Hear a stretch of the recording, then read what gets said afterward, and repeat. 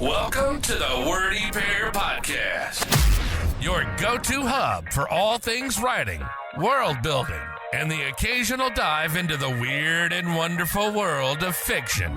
We're breaking down the barriers between you and your next great story. Whether you're a seasoned scribe or just scribbling your first sentences, we've got something for you. We'll be discussing everything from crafting compelling characters to dissecting the good, the bad, and the downright bizarre in the world of fiction. Okay, this script says you guys are eccentric. Isn't that just a 3-syllable word for weird? No offense. So, whether you're in need of inspiration, a good laugh, or just a couple of weirdos to keep you company on your writing journey, you're in the right place. Thanks for tuning in to the Wordy Pair Podcast.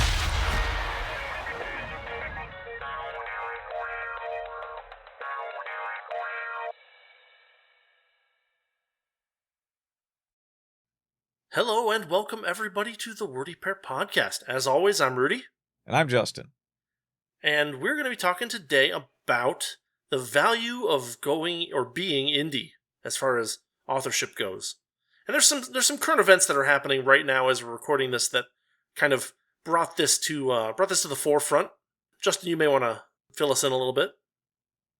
All right, well, to make a short story long, we have a situation brewing with a little company of VTubers known as VShojo. Yep. And what has happened here is that so if you're in the audience, so if you're in the audience and you don't know what a VTuber is, it is a person who makes YouTube videos, either in video form or streaming, that uses a cartoon avatar. Yes, almost certainly a person with very severe and disturbed mental trauma. Usually, in every yes. single case, yes, whatsoever.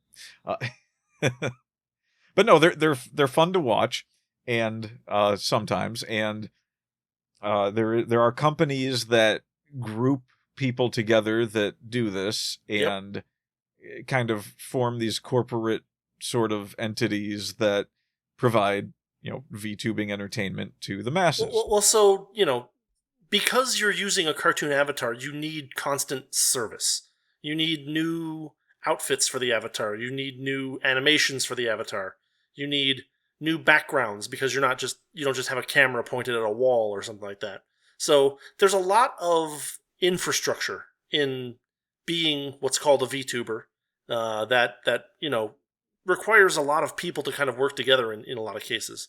And so, it is helpful for these people to get together into larger groups, and then they can, hire artists full time and things like that. Or at least, better arrange their hiring of artists so that they kind of like, hey, you have some free time now. Let's get all these 3 people's, upgrades done kind of thing. There's a lot of behind the scenes work that goes into it. Yeah, and essentially we're going to relate this right back to indie publishing and traditional publishing in the world of writing. But the reason it's pertinent to bring this up is to look at the parallels of how things work in any kind of independent versus, well, you can't even call this traditional. Well, I mean, I guess you can call it traditional because it kind of started this way. Yeah. But yeah, the traditional VTuber corporate aspect of things. So the situation is, I can sum it up quickly by saying there is an incredibly famous set of VTubers that work for a company called VShojo. Yep. And when I say famous, worked. I mean past tense. It worked, yes. It is quite the story brewing, actually. It's one of those things that's actually very satisfying to witness. It's not just this sort of, yay independent, down with the corporation kind of things either, because there's a lot of good things that could come from a corporate version could of and do. Like, the ability VTubers. To encourage collaboration is a big deal because a lot of these people gain a lot more additional following by working together and having shows where, because one of the cool things about having this cartoon avatar, right, is that you don't actually need to be somewhere in order to collaborate with someone. You can have a Discord call just like me and Justin have right now, and you can have your two avatars, next to each other on the screen, and everybody can enjoy that. You don't need to worry about like matching up where your backgrounds or anything like that. You just have the animated picture in the front. So yeah, I mean, this is super helpful to have these groups where it's like, hey, yeah, you can easily collaborate with these people because we all kind of have each other's contact info, and we're all kind of semi-obligated to help each other out to a certain degree. It can definitely be very helpful when it's used for improving the outgoingness of some of these people, because a lot of these people, you made that joke about people in VTubing being mentally traumatized, but it actually is kind of true in a lot of cases. Mentally or physically traumatized people who don't like to get out and see and meet people, and this gives them an opportunity to kind of take that step, which has been very helpful to a lot of people's mental states in real life, who have done this. So like, this is actually a really helpful thing for some people. Yeah, and since we're going off into that tangent, just for a minute, it's also one of those things where you have a group of people that are like that, but like you can even take it a step further and say, where do you go to hang out with people these days? Yeah. If you aren't in like high school, or I mean, I'm not even sure, like even college, it's just like everyone is a very distant entity for the most part.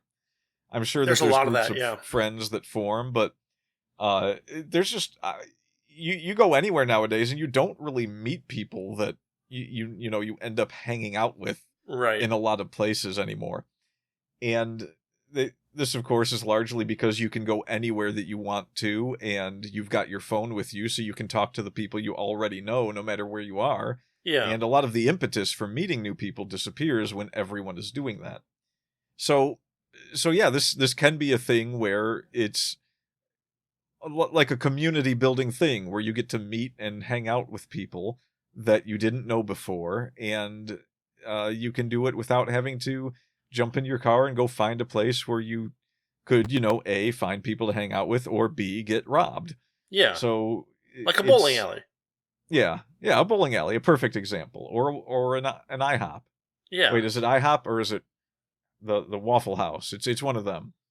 I mean, an IHOP, whichever one the knife fights happen at. I can't remember. That's a Waffle House. Yeah, okay, it's the Waffle House. Yeah, the IHOP is the place where they make you say Rudy Tooty Fresh and Fruity.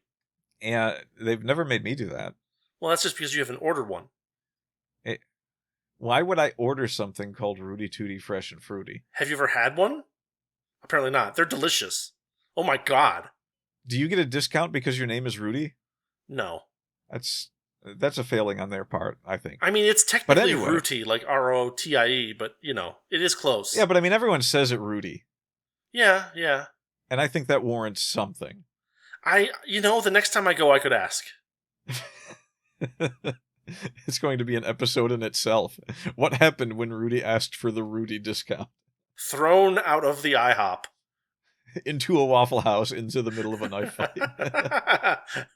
What the heck were we talking about? We're talking about the value of community. Yeah. Oh. Hey, there go my mic levels. Now we're talking. All right, so let's tell the story as it unfolded for me personally. Okay. It was this day, and we're recording on the 22nd of July, 1925. Yes. It was on this day that I came home from work for lunch, and I decided to have a look at my phone while I was waiting for my ramen to cook. Mm-hmm. Yep, I did the ramen lunch. That's correct. You got to go home for lunch and you had ramen? Yeah, well, okay, so another short aside. I thought I had chicken left over, and I did not. So I was it was like your emergency what am I going to eat? And it was down to peanut butter sandwiches and ramen. And since I'd already had peanut butter sandwiches earlier, I decided that it would be the ramen, which I honestly, at the time, I wished I would have had the peanut butter instead. But there you have it. So I sat down and had a look at my phone, and there was all this news about certainly the most famous of all the VTubers that worked at VShojo, was Iron Mouse. VShojo is a company that manages VTubers. Yes, they are an idol VTuber company. And I don't know that I'd call the VShojo people idols, but I mean, everyone. Well, I guess HoloLive does the whole idol thing a lot more but idol-esque. I mean, they essentially do the same things with. I guess I know. I'm making a joke, but yes. Well, the joke that was going to be my joke actually is that they've gone from being an idol VTuber company to an idol VTuber company. Oh, I see what you did there. Yeah, but you because they don't have any more people anymore. Yeah. Okay, so this unfolded very quickly. At lunchtime, It was Iron Mouse making an announcement that she was leaving the company, and there were, she'd already left, I think, and there were legal reasons. It's a 1 hour long video, I believe. Yes. Yeah. Maybe with hers. I didn't see the timestamp for hers. I saw the timestamp for Ksone's, which is 2 hours. Yeah. And we'll get to that. And includes a call with the CEO of the Japanese branch. So essentially, Iron Mouse said that they had not paid her a significant sum of money over a very long period. It wasn't her so much. It was that she had made a $500,000 donation to a charity that had, I forget what it was an immune deficiency. Yeah, it's an immune deficiency charity foundation thing. Yeah. Foundation. And it was one that had personally helped her. And the money that was donated to VShojo to give to this foundation was never given to the foundation. Yeah. And this did not, of course, sit well with Iron Mouse, who is now involved in some sort of litigation. Yeah, it's worth noting that there have been multiple events that this person, Iron Mouse, has put on to provide donations to this foundation. And of all the different events that she has hosted to, provide people an opportunity and an incentive to donate to this foundation, all the ones that were not handled by the agency have been paid. So, yes. She has had multiple charity events where people, come in and they donate a bunch of money on YouTube or whatever, and, it all goes to this foundation. And there was a different company that handled most of these big events, and they kept their word. They paid the money out promptly and properly. The agency that she works for, when she gave them an opportunity to do the same, did not. And when I say did not, I don't mean did not for like a day or a week or a month. We're talking over a year that she's been waiting for this to be paid out, and it hasn't been done. Yeah. It's a little hard to believe that there's any kind of, oh, wait, what did we get this money for? Kind of thing again. Because it sounds like she pestered them over the course of this time to pay this foundation or this charity. And it just didn't happen. So that was at lunchtime for me at work. And then I go back to work. Yeah. I get back home, and there's a message from my brother saying, hey, look at all the people that have just quit VShojo. And I was like, oh man, the walls have torn, the walls are crumbling. Notably, Ksone, Henya, Melody, those are the three I'm most familiar. Well, I'm not particularly familiar with Melody, and you'll find out why in a second. But I am very aware of Melody for the same reasons that I'm not familiar with Melody. No, Michi has as well. I think I saw one from her.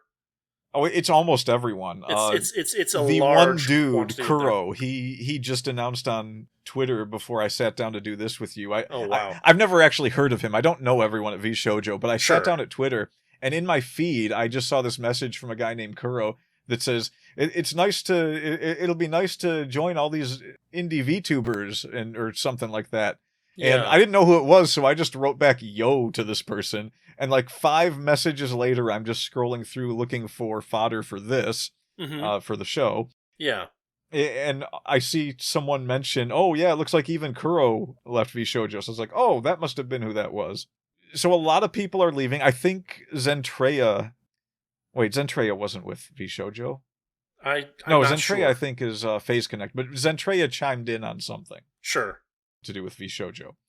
But let's look at the ones that I'm particularly familiar with, starting with Melody, since I made the joke about that one. So Melody actually has roots not just as a VTuber, but as a hentai VTuber. And if you don't know what that is, it's exactly what you might think it is by me not saying what it is. By you talking around it, yeah. Yes. So, and she did, I believe she does that. She did that with the model too, because that's how she started. Yeah. At least as far as I remember, she did VTubing on a porn site, and there was actually a bit of a news period where she was being talked about a lot because there were a lot of people that were on the site that were trying to get her kicked off because she was making more money than people who were showing their actual physical bodies, which I find hilarious. But I'm also not surprised because there's, I don't know, it's a cartoon avatar thing. It's just, it's like, it being less real somehow makes it more exotic, I guess. I guess that's what people say. I have no idea, but, you know. But whatever. Either way, I thought it was funny. Sure. Because that was several years ago, and I remember it popping up on like Rev Says Des and a bunch of VTuber news sites.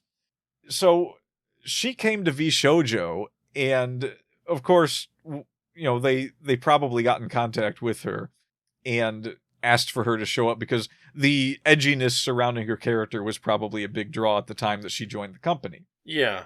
For her to leave, that you know, I totally forgot I wanted to make a bunch of jokes about her involvement in this. I was going to say, for her to leave, that must have been a big blow to the company. It probably culminated in quite the climax of events, or, you know, similar, but I just didn't have the time to write the jokes down. So there you go. I told you what I would have done. That makes me at least a C-rate comedian here. C minus. C minus, definitely. Here's a joke. But definitely in the C level. Here's a joke that involves a word. I didn't really come up with a way to structure it, but here you go. There's the word. Yeah. It's a pretty obvious reference. So yeah, they're just... When I say there wasn't time, I mean I completely forgot to do it in the 5 minutes I had before I sat down, and probably could have. So that's my failure for the day. I feel I made up for it by bringing this particular topic, which will... Yeah, I had been seeing these videos show up from these people, but like I hadn't thought of, let's bring this to indie publishing as a separate thing. So that's a good idea. Yeah. Well, it's going to be when I hit the center of the topic that's going to let us shift gears, you'll see why I wanted to do this, but I'm sure you can imagine where I'm going with this for the most part.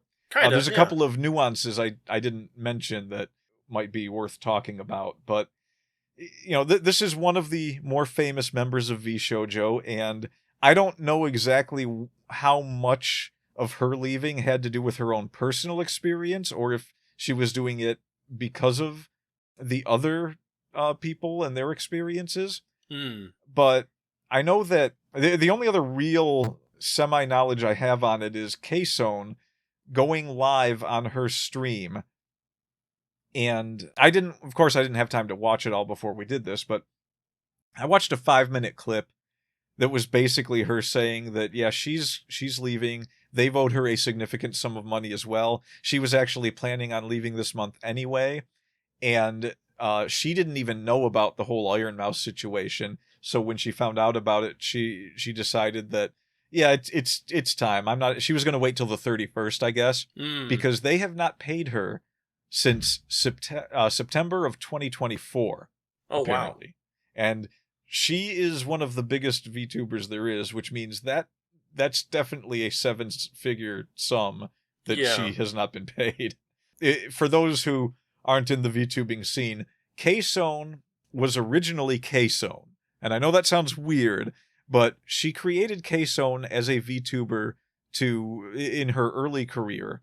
And this led to her being hired by HoloLive, where she became Kiryu Koko, the bilingual dragon VTuber that could speak both English and Japanese, and she's actually one of the reasons that this became so popular in the West, because you started getting these clips of this character that would be speaking Japanese one minute, but then fluent English the next minute, and she would be teaching the other Japanese VTubers, foul language and dirty words and all sorts of things, and getting them to say it, and her clips would go viral because of this.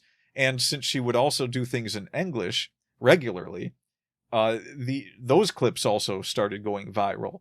There's a lot larger of a base audience for her as well that way. Yeah, much larger. I mean, she's directly responsible because of that, because they saw the popularity of that. That is essentially why they eventually came out with HoloLive English, which was those first 5 girls. It was Gargura, the most popular VTuber on the planet, up until her recent retirement. And, she might still be somewhere near the top, even in her new indie gig, because everyone knows who she is. But it's a bad idea to speculate. Are you making a Saba joke? C+. There we go. Yeah, she is now the VTuber Saba, and a lot of those original English HoloLive members have been quitting recently too. I don't know what the exact reasons were. I believe that the reasons that Gura gave were that she wanted to do more things than they would let her do, but I don't know if that's the full story. Most of these things are behind large NDAs, and there's not much we can know for sure about it. But the tendency appears to be that in a lot of these cases, the Japanese agencies do a fairly decent job. Not to say that they're perfect, but the American agencies seem to drop the ball a lot. So Niji Sanji English has basically been cut loose. But Niji Sanji Japan is still, doesn't have a great reputation, but is still running and still has people. HoloLive English has been hemorrhaging members over the last year, whereas HoloLive Japan is relatively stable. They have lost a few people over the last year or so. But, And I bring up HoloLive just because we're going to be talking about the whole independent even VShojo, the Japanese agency was, at least better. So one of the things that happened in Kayson's stream was that she actually called the CEO of the Japanese branch, and they talked about it. I don't know the details of that, but my understanding, based on things that I've read, is that he was like, yeah, I had no idea this was as bad as it was, kind of thing. Which may be true or maybe not. Fair enough. Yeah. I like I said, I only watched a 5-minute clip of some of the stuff that happened, and it didn't include any of her conversation with the CEO. Yeah. But I do know that she, the way that the 5-minute portion was put together was, it was clips taken from the 2 hours of some of the highlighted points. Right. Yeah. And she's crying at one point, talking about how she actually did believe a lot of what she was being told. And when she first came to VShojo, she had a lot of good things to say about it. And she did a video when she first started, something like the pros and cons of being at VShojo when she first joined. Yeah. But for the most part, she believed them for the longest time about how, everyone's going to get paid. Everything is going to work out just fine. Checks in the mail. And she said that in 2024, they started having a lot of hiccups where it's like, okay, I didn't get paid when I was supposed to. And they're like, oh, you'll get paid. And then she was like, and then I would get paid eventually. But then another cycle would go by and it's like, okay, you're behind on paying me again. And then when that September 2024 hit, it's like the first month goes by and then the second and then the third. And now it's already July of 2025. And she's just like, I was going to quit anyway. And then I heard all this stuff about what happened with Iron Mouse, because Iron Mouse just kind of came out on a stream and said it at one point. And yesterday. Yeah. And so everyone else started looking around like, wait a minute. So this is happening with everyone. At least this is what I'm assuming, because I don't know Melody's story. I don't know Henya's story. I have a feeling that Henya's story is definitely similar to Kayson's. And the reason I have that feeling is because of what Kayson and Henya kind of represent. Like I said, Kayson, at one time, she was playing Coco at HoloLive. And during her tenure, she was at one point the recipient of the most super chats in the world on YouTube. Yeah. And she was, I think that was followed up by Rushia beat her record. And then, when Gargura came along in the HoloLive English side, she became the most popular one, like in the space of a couple of months. And then she broke all the records. But nonetheless, this was when VTubing wasn't as big, was when Coco was doing it.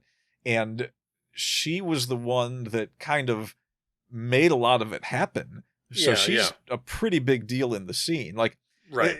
Take for instance that whole situation where, oh geez, if I quit my job this way, where I go on stream and I say, hey, I'm leaving my job, it's going to affect my career. It will not affect her career at all. She is pretty much VTuber royalty. So yeah, I mean, she would not. A lot of these people.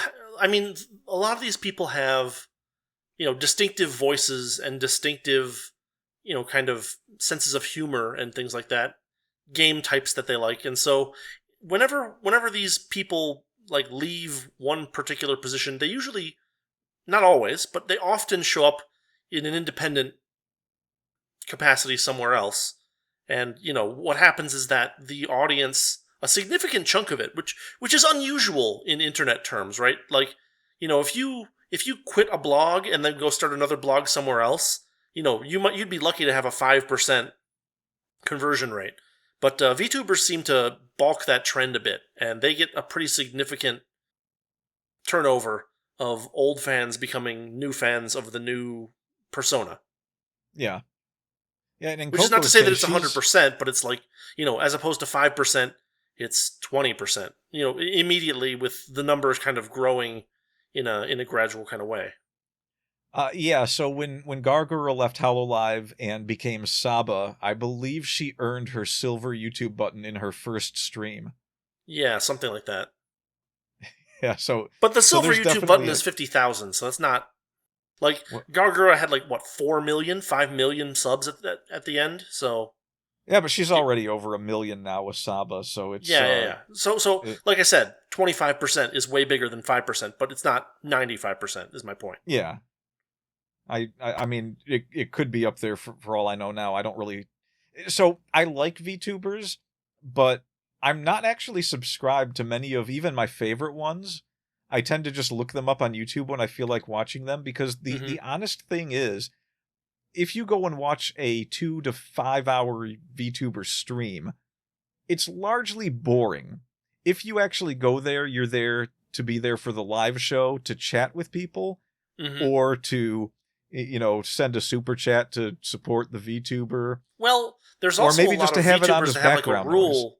They often have a rule that you're not supposed to talk to each other either. Like, it's supposed to be, you're in the audience of this. Like I've seen VTubers with rules to their chat that are like, don't talk, don't bring up unrelated conversations kind of thing. So it's not just like a place where people sit and talk to each other while this other thing is going on in the background. There's a lot of... Okay, yeah, no, I meant too. Chatting with the people that are doing it. You go there to do that. That's... And one of the ways that they make money is that, YouTube has that super chat setup where you can pay to send a chat, and it becomes more prominent to the person that's doing the show. So they tend to get read out loud. It's like a thank you for paying them. Yeah, it's a custom, right? Yeah. The custom has been, if you actually pay money, then as long as your message is not something, that I can't read, I'll probably read it. There are VTubers that do question and answer this way.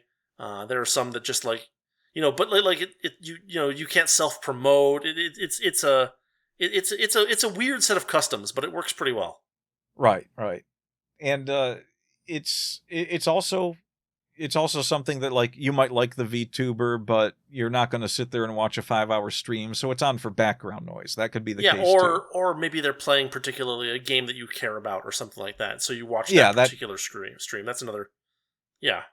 That could be the case too. I mean, there are some that are worth sitting through and watching because they're entertaining enough on their own, but for the most part, what happens is they'll do a 5-hour stream, and then, especially if they work for a corporation, they've got someone going through the video and pulling the best clips, or their audience is pulling the best clips. Right. A lot of streamers have like Fillion has an official clip streamer for her channel, which recently her clip streamer was taken down for in violation of using the clips, and Fillion had to be like, no, that's my guy. That's the guy that does the clips for me. Yeah. So yeah, clips tend to be on separate channels entirely from the actual VTuber themselves. And since the clips are the most interesting thing for the most part, that's usually what you end up seeing online. I mean, especially once everything's been done live, most people aren't going to go back and watch a 5-hour live stream unless there's something really interesting in that stream. Now, on occasion, I can find one that's worth watching. But, putting all that aside, it's just one of those things where a lot of people are into it, and there's multifaceted reasons for it.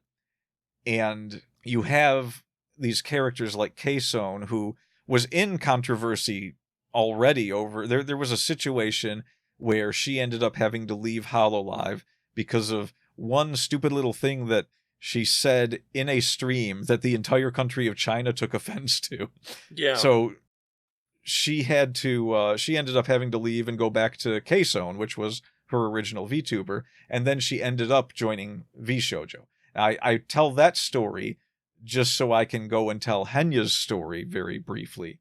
Yeah. Where she worked as Pikami, another one of the original bilingual Japanese and English VTubers.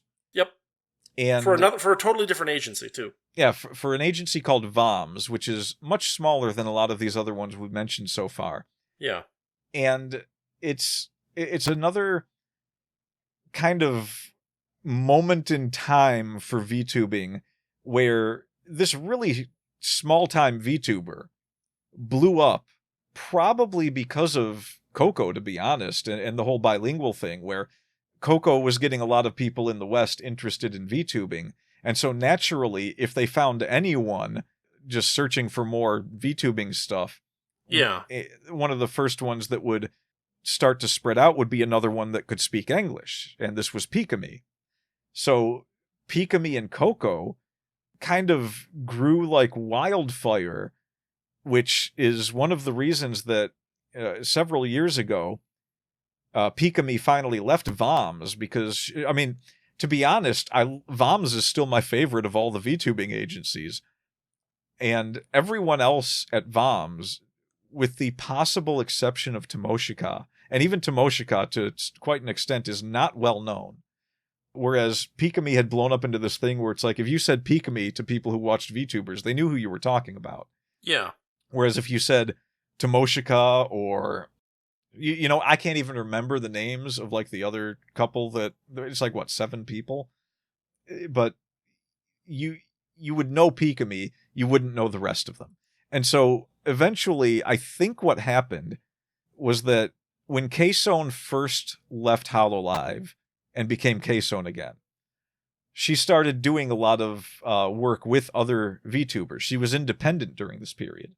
Yeah. And one of the first ones that she did, she got together with Pikami, and they started doing a lot of collaborations, doing like K-Zone used to do these meme viewing shows where they would look at various memes that people made, usually relating to her character, but sometimes just, whatever meme. And she would invite Pikami on, and they'd both make fun of them and explain them to each other if the other one didn't understand it. A lot of times, Coco would be explaining Western memes to a lot of the other characters when she worked at HoloLive. Yeah. And so she wanted to keep doing that when she left. And her and Pikami became good friends. At least that was how it appeared, because Pikami tended to show up more and more doing stuff with K-Zone.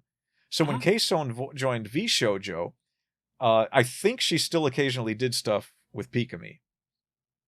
But yeah, so different organizations have different policies about like working with outside talents. So yeah.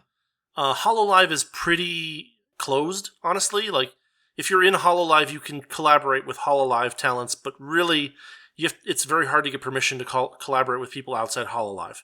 Niji Sanji is a little bit less strict about that.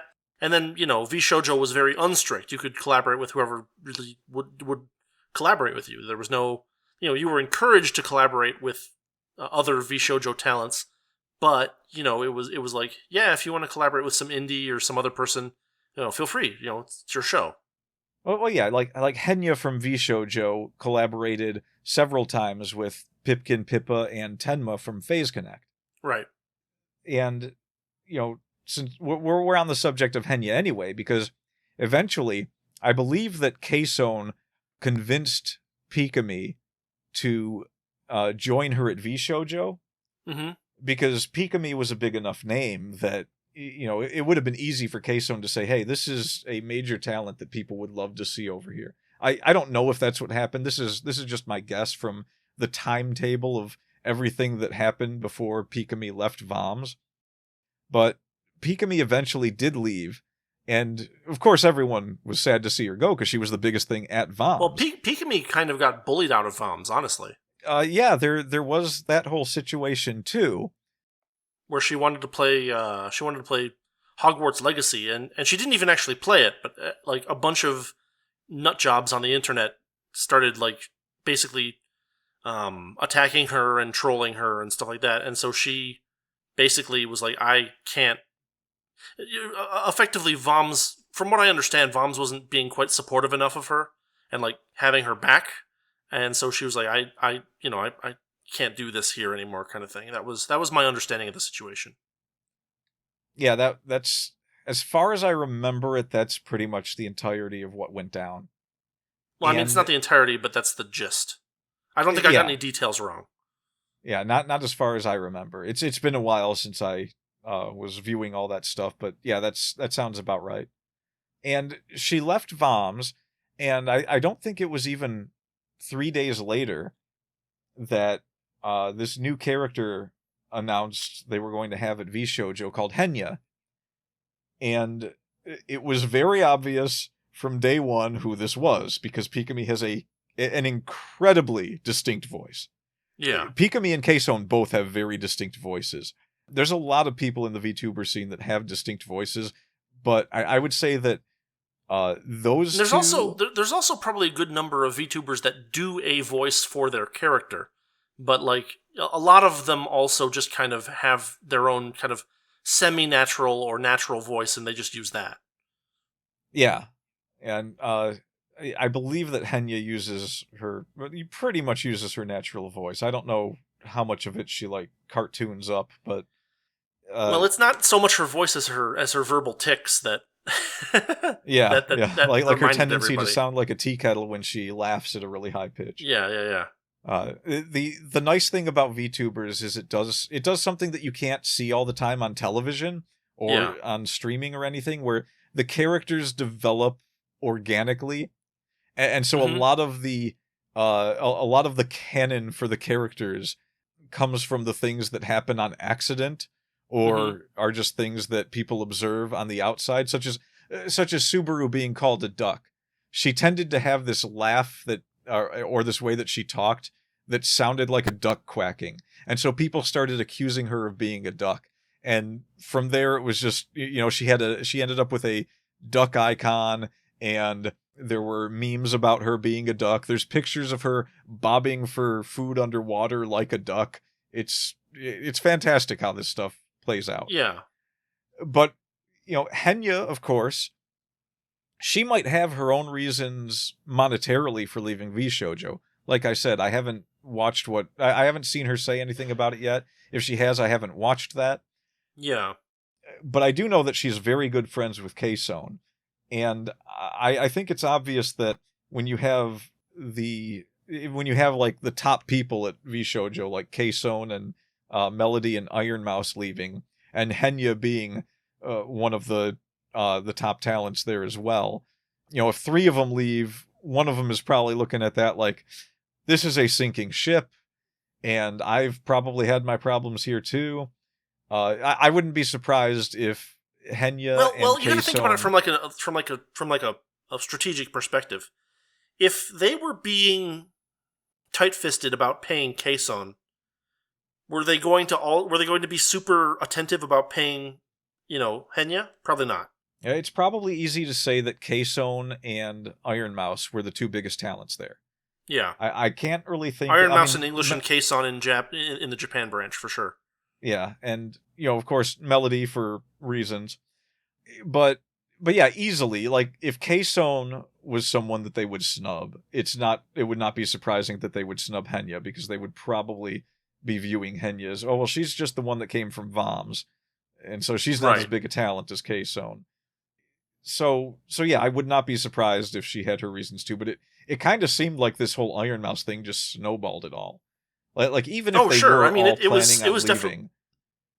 It definitely precipitated everyone leaving, because, like, with an agency, again, the value of that agency is the fact that everybody kind of has a handshaky agreement to collaborate with each other. Yeah. And when there's no one left to collaborate with, then there's not any reason for that organization to exist. It's not providing a service to anyone.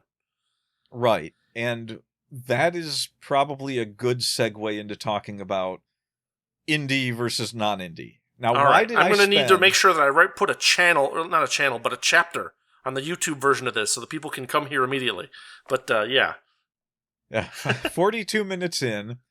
And why did we discuss all of this semi-fun... Semi-inside baseball VTuber stuff? Yeah, well, the reason is actually much simpler. One of the things that's interesting about how VShojo ran their operation... Yeah. And one of the things that's very confusing about how everything came to this point is that the people who worked for VShojo as VTubers, they own their channels. They own their characters. VShojo does not own that. Right. So they were free. I mean, they might have been under contract to be there for a certain time. I don't know. Obviously, all of those would be up if that was the case. I don't think that's the case, though. These people were... If they were under contract, they would probably not want to leave. I mean, it depends on what the penalties are, right? But like, if you're not getting paid, what are they going to penalize you, right? Right. And that would make them in breach of contract anyway, so they wouldn't really, they would not be the ones in breach. It would be the ones who couldn't pay. So So all of these people already owned the asset that was being used to make VShojo money. Right. And all VShojo had to do was make sure that they got their share of things and they did their job and they followed through on their obligations. They did not do that. And the result of doing that, while having all of these things in the hands of the VTubers themselves, means that when they walk, VShojo essentially doesn't exist anymore. Now, don't get me wrong when I say this. There are plenty of people out there that would like to be top VTuber talent. And I will not be surprised if anyone tries to step in and be like, hey, I'll come work for you. And if VShojo scrambles to try and get people like this. But we've got some problems here now. The biggest being that everyone is kind of hating VShojo right now. They're not going to be happy with whoever... It's essentially the union scab worker thing, but on a much more, like, tolerable level. Mm-hmm. You and I, of course, not being big on the way unions withhold jobs from people. Right. But in this case, I'm fully sympathetic with it. Why would I want to watch a VTuber that goes to work with the company that screwed over the other VTubers I like? Yeah. So yeah, I really get that. And I don't think it's going to work out for... Like, it might be something that boosts the career of several people that might try to get involved, but they'll end up working somewhere else. Yeah, but it's important to make the note that, like, it screwed them over in a significant way, right? Like, like the agency does not own the intellectual property of the characters, does not, and hasn't been paying the talents that are actually providing the impetus for people to provide donations and super chats and stuff like that. So, like, this is a way worse situation than, we don't want to give you a 5% raise every year, locked in. It's going to depend on, how well you do, and you can always quit. And, we haven't failed to pay you for a week kind of thing, right? Like, this is a much worse breach of the relationship between employer and employee than most union quibbles come up against. Yeah. That's also true. Because it's just the fact that it helps that these people are entertainers, and entertainers are always, like, obscenely high paid. In almost any in almost any rich society, entertainers are extremely highly paid because the people have a lot of free time and surplus wealth to throw at entertainers, right? So like these people, fortunately, have enough savings that they can survive not being paid for nearly a year, and still be like, hey, you haven't paid me since September, and it's like it's July now, So yeah, I mean, this is a pretty big breach for people that probably earn something like 6 figures a month. And let's be honest here. I mean, like, my reaction to someone saying they're not going to pay me when they owe me that much money, yeah, is going to be somewhere along the lines of, all right, how much do you think it would cost someone to hire me to assassinate you? Because it's significantly less than what you owe me. I want you to think about that. Yeah. The thing is, all of these people, like Kaysone said in her stream, that she's not planning on joining another company, which, everyone would have expected her to. Which makes sense. She's been burned twice now. Yeah, she's been burned twice, and I mean, if Cover could get her back, it would be a complete victory on their part. But that's not going to happen after everything Probably she went not. through there.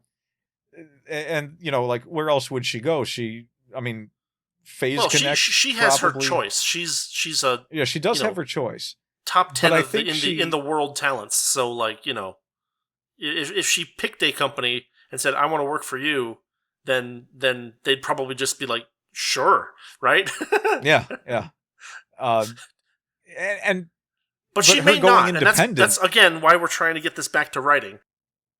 Well, her going independent is the interesting thing. I mean, I'm guessing that's what her plan is. I'm guessing she's not going to give it up entirely. I mean, we'll see. She said, she was the one that pointed out on her channel that she owns the channel and she owns the character, which says to me that her plan is not to quit.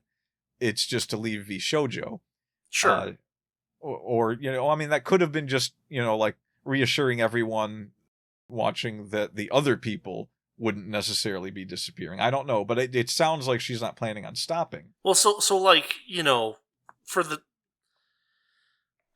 It's a strange thing that has evolved over the last, let's say, 5 years, where original VTubers, when they retired, they would often... And I'm talking way, way original. Like, they would just kind of apparently seem to vanish. Like, there are a few examples of VTubers in the first couple of years of this phenomenon where they would get fired or they would quit, and they wouldn't just pop up immediately in a different persona somewhere, right? Yeah. There are examples of that, and so that was the original, like, that's kind of the original, like, cultural perspective that started. It's not like that anymore, but, like, there's no reason to believe that Kaysone would not continue as herself, or if she didn't own the character, just start a new channel, right? These are all things where kind of the grapevine gets you there pretty quickly if you know what you're looking for. And so, like, I mean, it's not that she's making a car that is owned by Ford that people like. It's that she herself is a fun and entertaining personality, and people are going to follow her wherever she goes, and I'm sure she'll be fine, whether she's with an agency or not, or choose a different agency. Like, yeah. She's got the pick of whatever she wants at this point. Yeah. So because of that, let's break this down. Yeah. We have a major VTuber probably going to the independent scene. And it's important to point out that the independent scene at this point is huge. And I mean, like, at any given day, I can go on Twitter and look through just, random VTubers that pop up. There's probably 100 new ones a day. Probably crazy oversaturated is the honest. Big time. Yeah. There's all sorts of people trying to get into it. A lot of people do it because they want to try and get to that star level. Some people just want to do it for fun. I fall into that category. Yeah. There's all sorts of people that are doing it because they're like following in the footsteps of their VTuber heroes. Yeah. Essentially. Yeah. But there's a lot of people that are doing it. And let's draw some parallels here to VTubing and Hollywood and books, with Hollywood being the clearest example. You have very famous people that have ended up going from Hollywood movies to Netflix series to, even in some cases, just like lesser, like smaller studio movies. And Hollywood is in a crippled state in which it's probably not going to reemerge. And if it does, it won't be anytime soon. But Hollywood is pretty much in collapse. Yeah. There's a lot of people that are trying to make new forms of media, and they've had to move away from these super famous superstars in a lot of cases just to get rolling, because for one thing, there hasn't really been a new generation of movie stars in the past like 2 decades. They've tried to pass the torch to several people in some cases, but I remember watching like the what was it, the 5th Die Hard movie, where it felt like it was a passing the torch movie, but for the life of me, if I tried to remember the face of the guy that they were trying to hand it off to, I cannot, because he looked like every single Marine-esque shaved head actor of the time. And I remember I was listening to someone's podcast where they were talking about how the only real movie star in the past 20 years that probably should have gotten more major roles than he even did, and who was genuinely a good actor, was Jason Statham. And, having listened to him talk about why he thinks this for 20 minutes, I was in general agreement with that. Like he's definitely someone who still had some of that superstar movie star power behind him. And when you think about the past 20 years, like, who has really come out of the woodwork that has been anything like that wasn't already an established actor? Like you have a lot of old actors coming back. The new actors tended not to really stick when they tried to force them into the limelight. And now there's a whole generation of just like, who's the younger movie stars, and who are the people that are going to be the movie stars 20 years from now? There's literally nobody. But they're going to snap a whip at Hugh Jackman until he is dead. Yes, and Robert Downey Jr. Yeah. But what this means is that, like, these studios are all breaking apart too. They're running out of money. The television stations are falling apart. And they're all probably going to be, if not broken up, bought out by lesser studios for scraps and reused as more independent sort of entertainment. And I think that this is what happened largely in the community of writing. I believe that's what's happening now to VTubing. Mm-hmm. I mean, you're going to have these superstars like Gargura becoming Saba and K-Zone becoming independent K-Zone.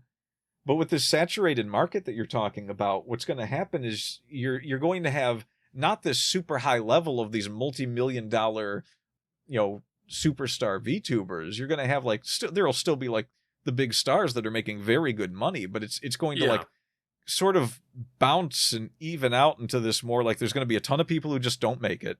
There will be a handful of people that can get by on it, and there will be this upper level of people who do really well with it, but it's not going to be the superstar thing because it's going to be too spread out. And it'll be more of a thing where there's this niche of people who watch this. There's another niche of people. I mean, it's already there. You have ASMR VTubers. You have VTubers that do tier lists. You have VTubers that do singing and karaoke. You have VTubers that do art. I mean, this has been happening for the past decade in this sphere, whereas you used to have a handful of VTubers that would try and do all these things. You now have a lot of people who specialize in the things that they like most. In a lot of cases, having been inspired by the people who did it first. And now it's just kind of its own thing that doesn't need these corporations around. And they might last for a while. Some of them might last in perpetuity for, a decade or two or even longer. But it's not going to be the same in 5 or 10 years. It's going to be a very independent scene. And I think a lot of people will give up on it that aren't making headway, and it'll kind of, a lot of the talent will consolidate at a broader base, just like what happened with writing when it became easy to self-publish independently. you've already, every day when I go on Twitter, and as you know, I'm in it for the love of the game as much as for making money. And since I don't make any money, I'm pretty much in it for the love of the game when I'm writing. So I see a lot of people that, I mean, in some cases too, very quickly give up. They try it for a year and they're like, I'm never going to make it anywhere writing. I think I'm done. And it's one of those like pity post things where, you know, in some cases they've got a blue check mark and they're doing it for the revenue. Yeah, the revenue, or the what's the word I'm looking for? The engagement. Updates? They're doing it for the engagement. Yeah. You've got other people that are like genuinely revenue. frustrated, and maybe they're not really thinking of giving it up, but they're like looking for that validation in what they're doing. Yeah. And you know, I get that to a degree, even though I always say it's like you either like writing or you don't, and if you're trying to make it a job, there's going to be parts of it you don't like. But you know, I do get that some people get frustrated with it and want to give up on it. But I think that that's kind of what has to happen. The people that the people that are easily going to give up on it will be pushed out pretty quickly in the coming years. They just there'll be other things for them to do. There will be other opportunities that they grasp onto, and so they won't want to stick with this. It can be incredibly frustrating to people that try to make a career out of it, and they realize that it's a lot harder than just, you know, writing 20 books and making a bunch of sales. Right. This is just one of those indicators when you look at what happened in the VTubing sphere with all these people getting screwed by one single corporation that had essentially a gold mine that they were sitting on. That an they could infinite have money printer. Yes, they did. They had an infinite money printer. And all they had to do was be like, what? Oh, we got all this money to give to a charity? Let's give it to the charity. Yeah, pretty much. That's essentially all they had to do. If they were having financial troubles, or even at least just make steps toward it. Like, oh yes, you're right. We did screw this up. We've put in 100,000 right now. We'll get the other 400,000 in the next 90 days. You know what I mean? Like, yeah. Just some kind of like actions speak louder than words, right? Yes. And the constant, we're checks in the mail. Eventually, that does stop being effective, and rightfully so. There's not really many companies that make it very far after they pull that crap. Sure. Well, there aren't very many companies that are dependent on the trust and collaboration of their employees that get away with that, right? Like, you know, like this is an especially bad industry to break confidences, right? This is literally an industry that works on confidences, and so therefore, if you are seen as breaking confidences, it is devastating to your business.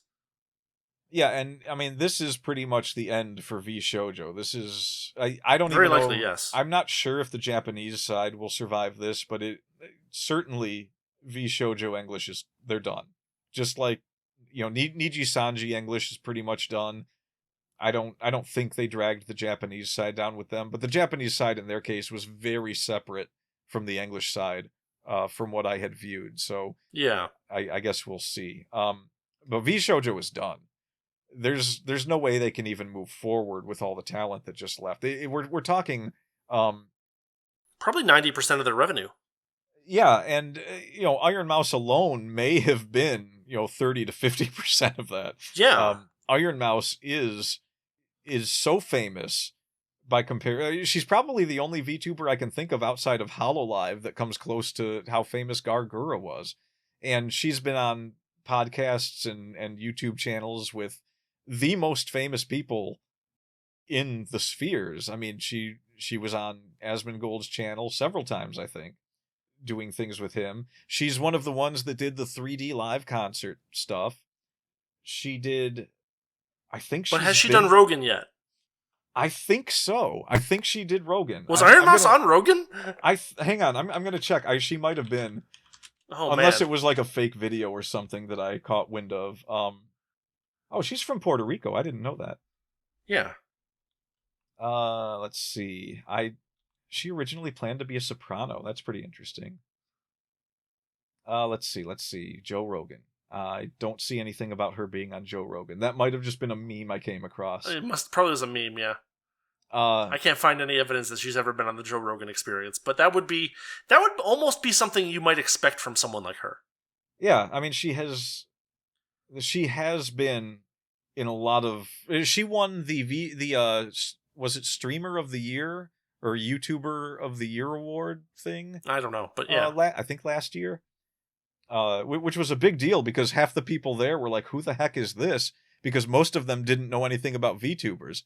Like right. the people that she beat thought that she was an AI. Mm-hmm, mm-hmm. They didn't realize that it was a real person behind her.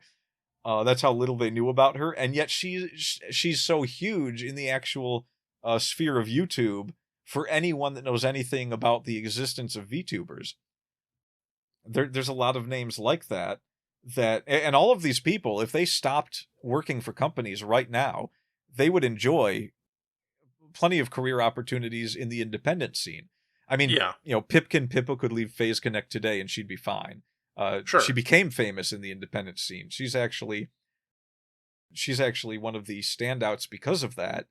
A lot of times these people become famous in like Coco became famous in Hololive. Sure, she started in the independent scene and they saw how good she was and picked her up.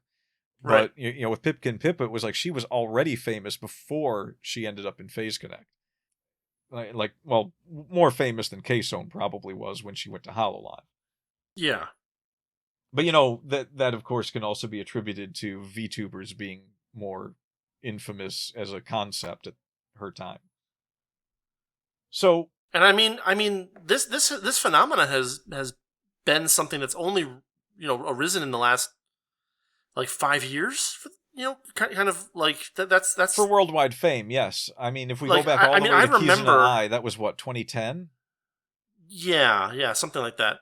But like I remember back when Iron Mouse was so small that she was like, okay, my next sub goal is to buy a new special bed for me so that I can stream more comfortably, and like the amount was $2,000 or something like that, Yeah. And like she was like flabbergasted when like her community basically said, yeah, we got this in like minutes, and this was one of the early clips that I saw of her from years and years ago, and like nowadays these people are making that kind of money regularly, and they're not necessarily surprised by it because it's become such a regular thing. Like this is a huge industry, and it's grown exponentially in the last few years.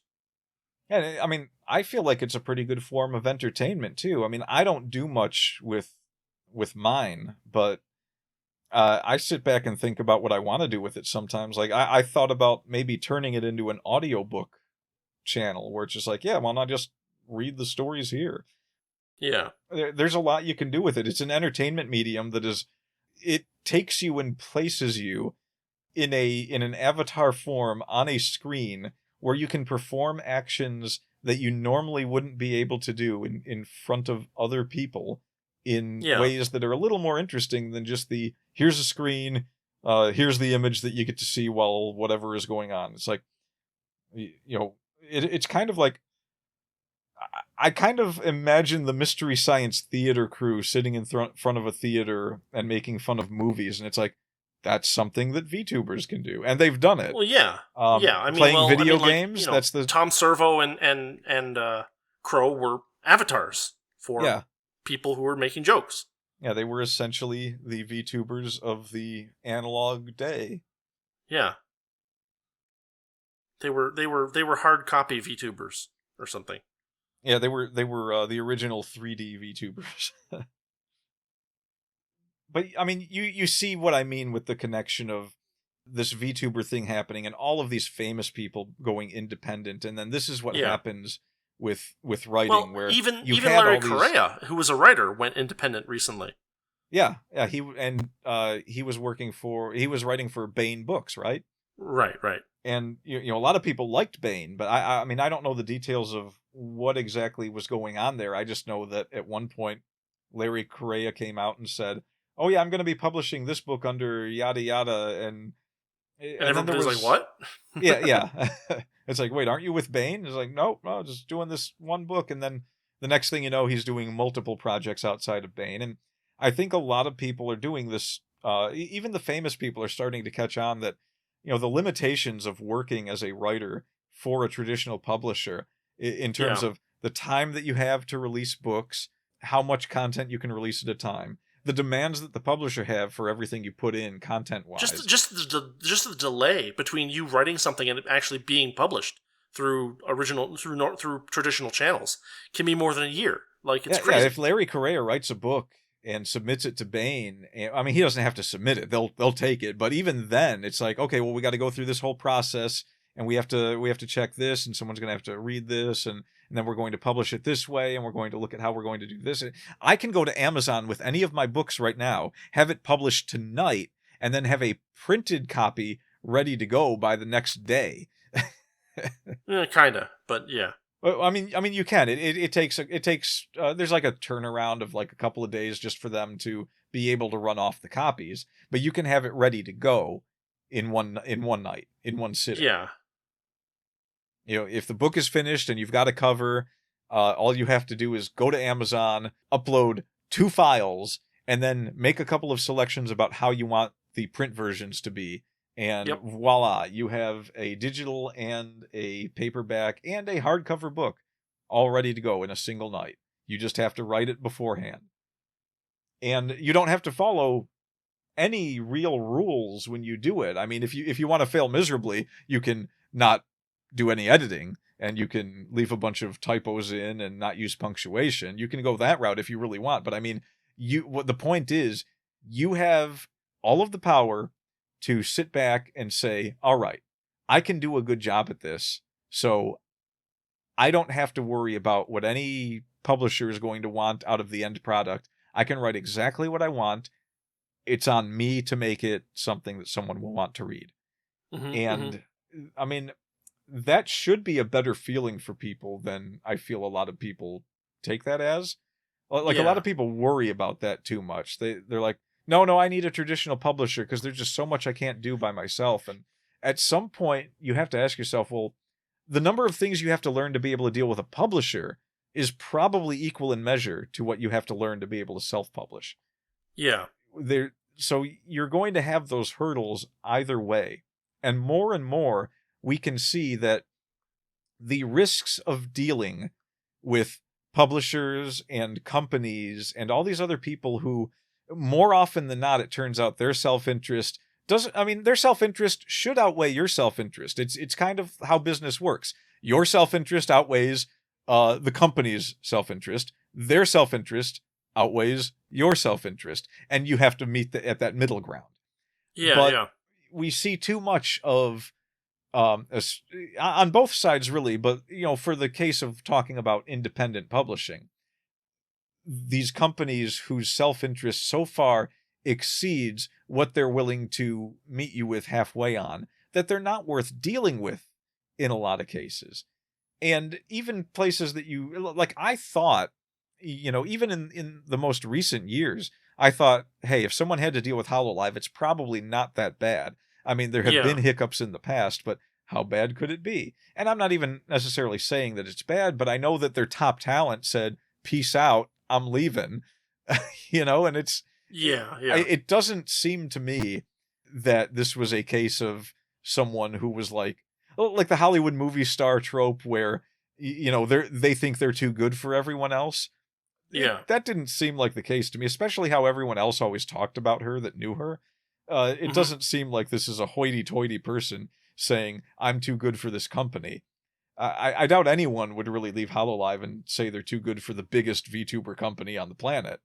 Yeah. So I really think that there are things there that it's just like, this, less and less is worth dealing with.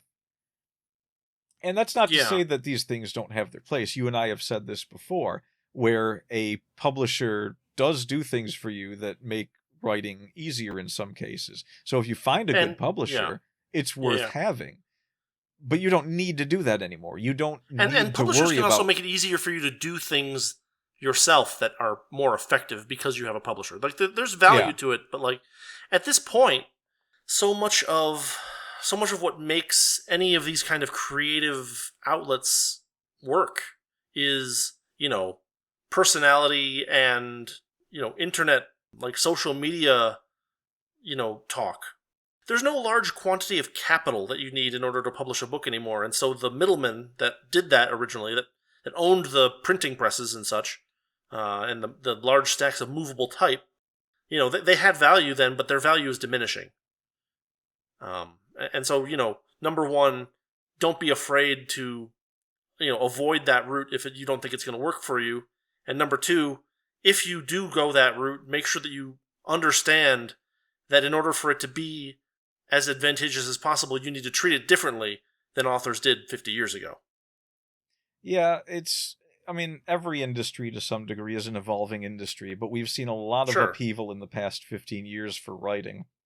Yeah. 15 years ago I was, let's see, well, maybe not 15, but maybe 15 years ago, I was still going to bookstores buying the Writer's Market book that told you where to publish things. Yeah. And this was at a time when I could have just used the internet, but the book was still a valuable resource because you had it right there. Yeah. You had a list of people who you could submit to and what it was that they took. And it was a thick book. There used to be a lot of these places, and there still are, but they're all online now. There's not that much that warrants having the book at this point. And there's a lot that is there's a lot more writing to be done in different media as well, right? Like there's now a whole industry of writing scripts for YouTube videos kind of thing that it just wasn't a thing 15 years ago. And so there's places to earn money there as well. Yeah, there's I don't know. The thing is, I don't want to make it sound like the point isn't that everyone should abandon traditional publishing. No. Until it is a thing that is entirely obsolete, it doesn't need to be entirely abandoned. People still make plenty of money doing it, and it's still good for a lot of people. Okay, I'll give you an example. If I was publishing a book through a publisher instead of just, through Amazon, which technically is still a publisher. It's just a publisher in a different form with easy access. Yeah. But, if I had a publisher I was working with, now, I have spent probably 2 years trying to find an artist that I could regularly rely on to do book covers for me. I know a lot of good artists, and in the case of most of them, they're essentially too busy to be doing book covers. I see the work they do, and it's like, this person can't be doing book covers for me. There's this guy's doing animation, this guy's making video games. They've all got their hands in all these different projects, and I'm a guy who wants book covers. It is incredibly hard so it's easy to find someone to make a book cover for you. It's very hard to find someone to make a very good book cover for you. And it's even harder to find a regular artist to make book covers for you. It is the single biggest obstacle I have found to independent writing since I bothered thinking about doing it years ago. Yeah. And I still do not have a good cover for The Good Guy. I still have a basic cover for The Rackin'. And all of my other covers are just kind of really bad, cheesy, maybe somewhat interesting to look at, but not well drawn covers I did myself. Yeah. I just don't know what the deal is with the graphic design industry, that there are that many people out there that can't take on a job and finish the job. It's one thing if you haven't paid them yet. I will pay people up front to do book covers for me. But I can't even find someone who will take my money up front because they're too worried they might not finish it. And it's just like, what do you mean you're too worried you're not going to finish it? Why do you make the offer to take the job if you aren't sure you can do the job? And it's just fascinating that hundreds of people, the majority of people I run into trying to find book covers are like this. It's like, well, no, I don't think I'd be able to pull off exactly what you want. It's like, I told you all I want is for you to maybe read a couple paragraphs here that I give you that have the characters, interacting. Or not even necessarily that. Here's some crappy drawings I made of the character. Can you make me an interesting book cover with this information? And you've got free reign to do what you think would be cool. I have no problem having things on a cover of a book that don't necessarily matter to the story. I mean, my first cover of The Good Guy had a character on it that was supposed to be Ray Peril. He was wearing armor on the cover. At no point in this story does Ray Peril wear armor. Right. But, it's like, it was a decent book cover. It was a basic book cover, but it was a little better than the average because it kind of showed something about the story, I guess, completely by accident. So it's not like, I'm not one of those people that's like, I pay you to draw something for me, and then when you give me the finished product, it's like, well, no, I need you to change this, and I need you to change this, and I need you to change this. Like, at most, I'm going to be like, could you just do these 1, 2, 3 things and just, give me that, and I'll be good? Because that's usually how it works. If you've ever looked it up, when people have, like, online ads for, I'll do your book cover, a lot of times it'll say, price includes 2 to 3 revisions, yada, yada. Yeah. And so, that's expected. Now, to this day, I have only ever asked for 1 revision, and that was because the person who did it got the title wrong. Which that'll do it. I think is an acceptable revision to ask, even if it's like a 0 revision work, right? Yeah. So, no big deal. I'm not picky.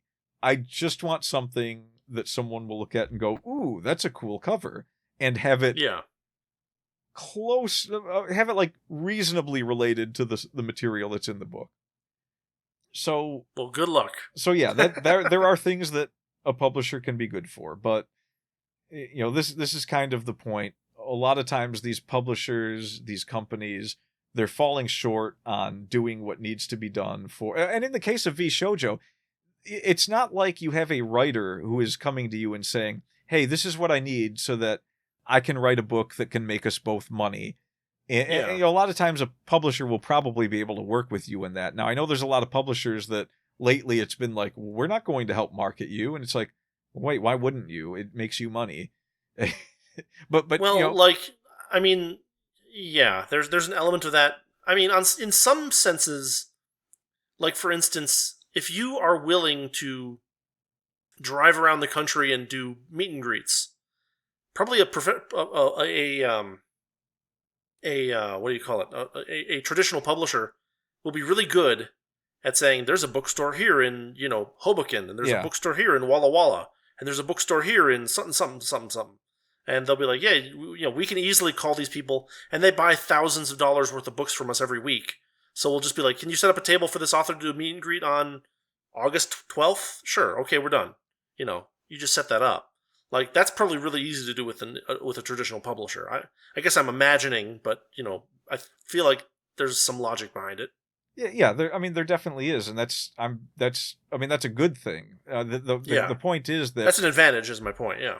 A publisher and a writer working for that publisher, they're both trying to make the writer gain notoriety so that they can both make more money. Whereas with the VTubers, for the most part, a lot of times they're picking up people who are already famous at this point. Like VShojo, Melody already had fame, K-Sone already had fame, Henya already had fame, and they pick them up, and now they've got this gold mine that they're essentially sitting on. And the difference there is that, okay, now you have this talent who is like, hey, do that thing that you do when people work for you, pay us. And the talent is already there, already known, and the situation isn't one of, well, if I don't make it, there'll be another writer along. The situation is one of, I've made it, you can make money from me, or 5 of us can walk at once and you will make nothing.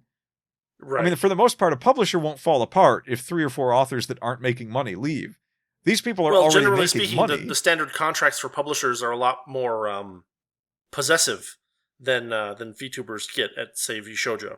Yeah. That's another thing that's changing, which is important. Well, that's actually changing in a lot of places. I've seen a lot more places where it's like, hey, write something for us, and you keep all the characters and every. I mean, that's like a staple in a lot of places now, where it's like, you do things for people, but like you keep the creations as your own property. They just get like first publishing rights, or they get to reuse the content that you made for them as much as they like. Just, all sorts of deals there. But more and more, ownership is staying with the creators. And in the case of VTubers, this should be keeping these companies more on their toes.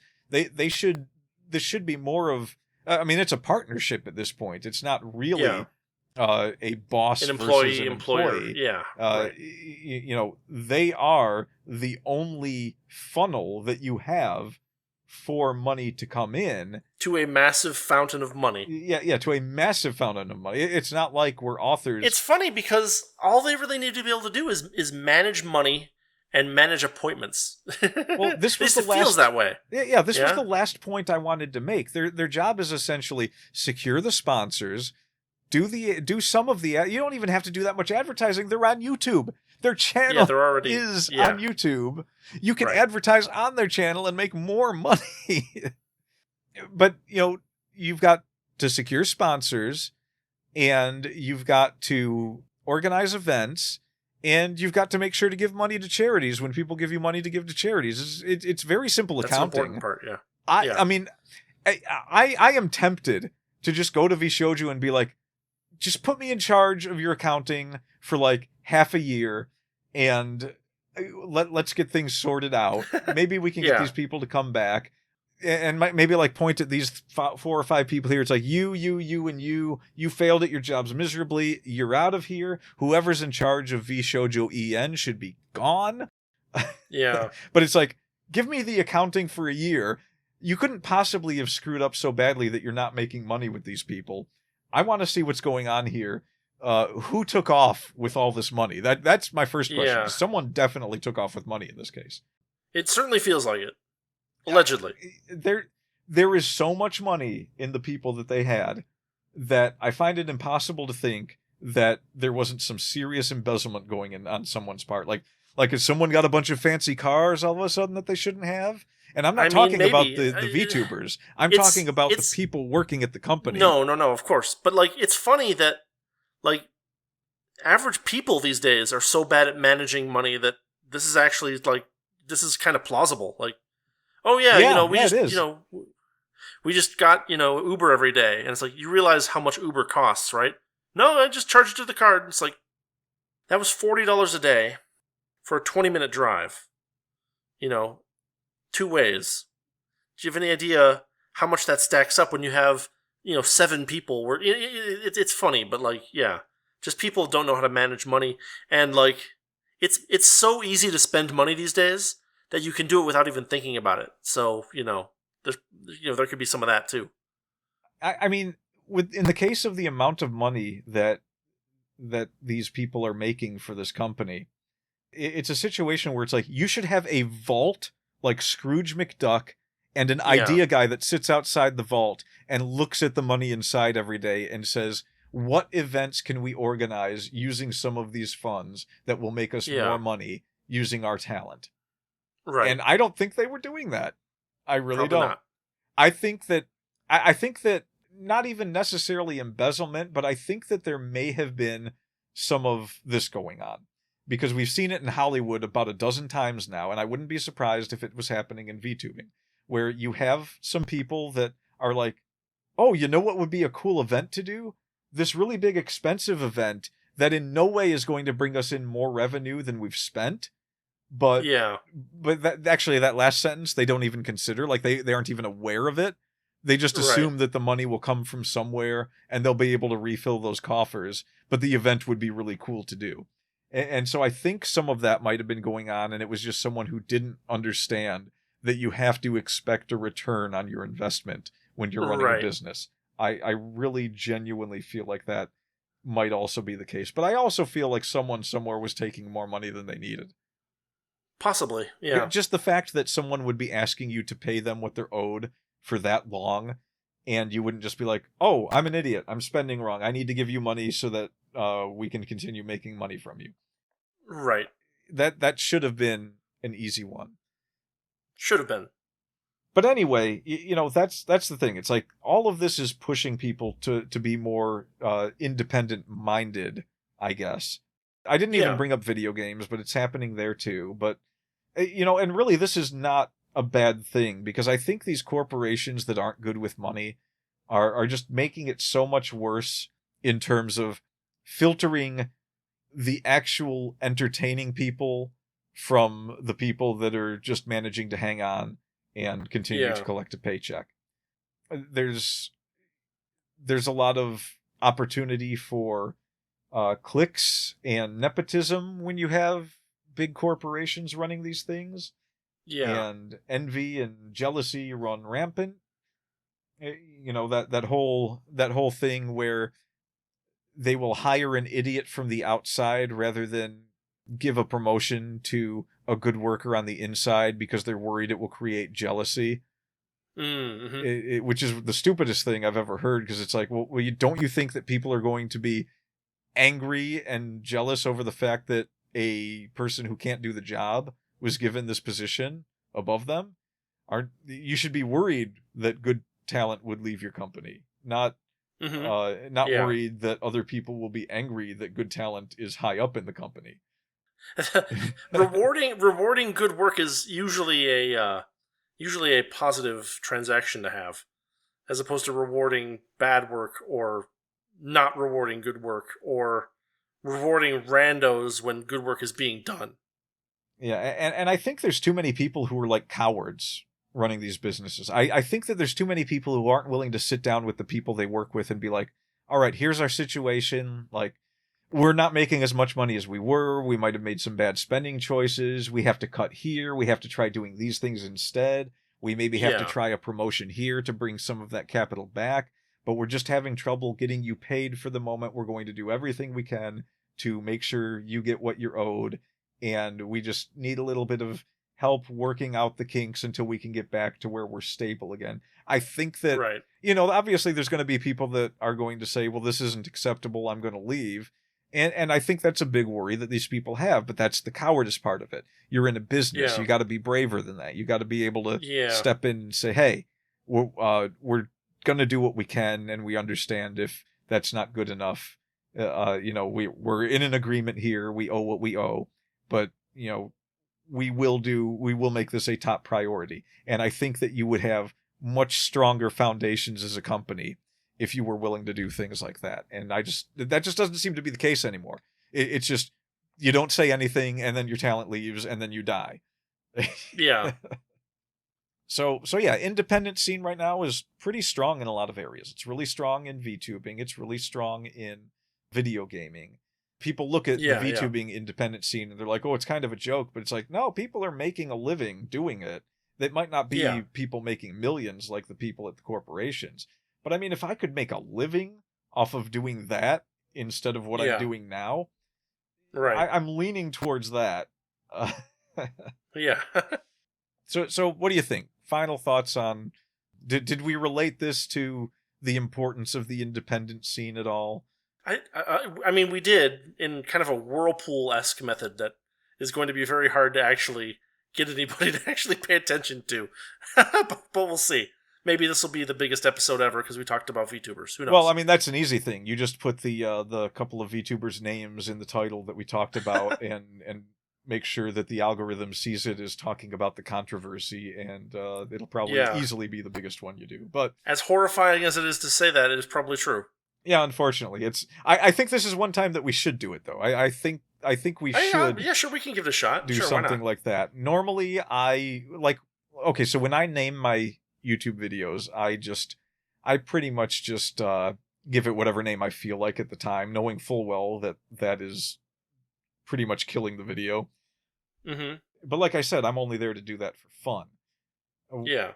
But,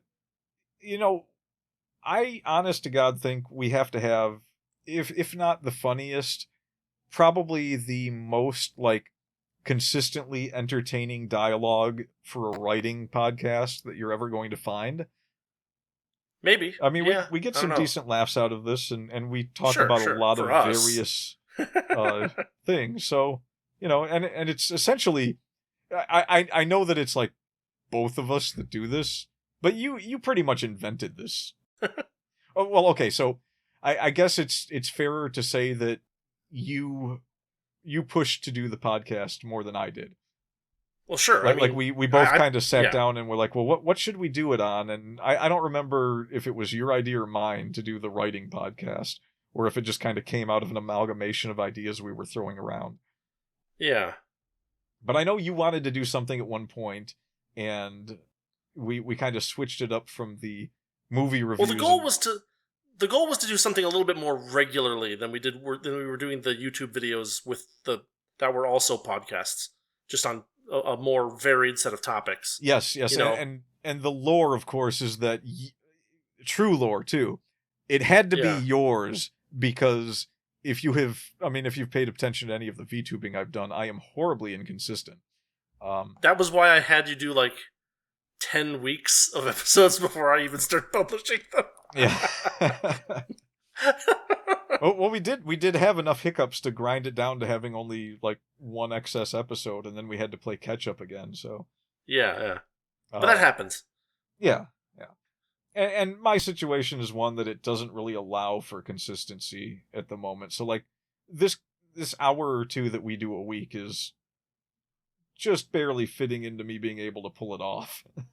Uh-huh. So this, I think it's fun.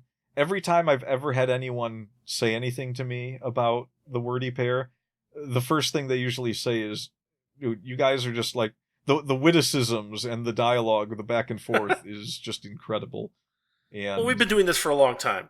Yeah, we were doing stuff like this before we did the Wordy Pair. So, honestly, I think that we both had enough experience and memory of Mystery Science Theater that it kind of built this as a skill set in us.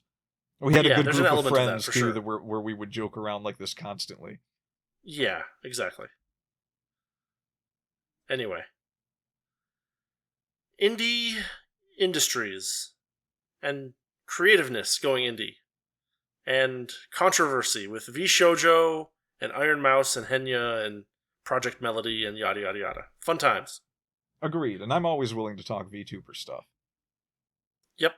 In our writing podcast. In our writing podcast. All right, everybody. Well, thanks for listening. As always, I'm Rudy. And I'm Justin. And the Wordy Pair is out for this week. See y'all later. Thanks for listening to the Wordy Pair Podcast. Our passion is all things writing, world building, and getting into the weird and wonderful world of fiction. We hope you enjoyed our unique takes. If you did, make sure to like, rate, review, and subscribe to get your weekly dose of writing weirdness. We'll be back soon, but in the meantime, hit us up on Twitter. For Rudy, it's @Rudolph_Cone. And for Justin, @Ninja Mouse Chew. See you next time on the Wordy Pair Podcast.